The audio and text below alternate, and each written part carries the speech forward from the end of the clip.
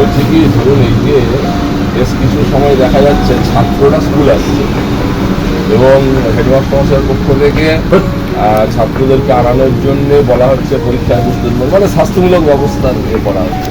এ ব্যাপারে আপনার কি মনে হচ্ছে কি যে কীভাবে ছেলেদেরকে স্কুলে আনানো যেতে পারে?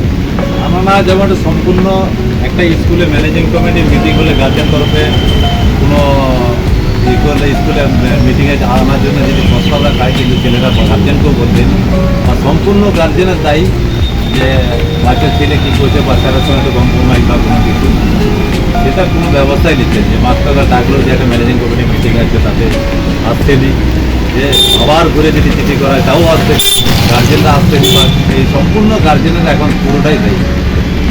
এই ব্যাপারে কি উদ্যোগ নেওয়া যেতে পারে, কীভাবে আনা যেতে পারে, কীভাবে ছাত্রদেরকে তো স্কুলমুখী করতে হবে, গার্জেনদেরকে তো স্কুলমুখী করা আমাদের পক্ষে সম্ভব নয়। আমরা মেয়ে টিচার, আমরা গার্জেনকে স্কুলমুখী করবো না, বড় জোর গার্জেনকে সচেতন করতে পারি স্কুলে পাঠান বাচ্চা।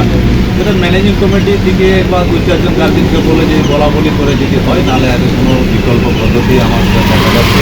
আমাদের সময় একটা ভয়ডর বলে ছিল, এখন কোনো ভয়ডর বলে নেই, আর গার্জেনও স্কুলের শাসন নেই, এটা একটা মূল উদ্দেশ্য।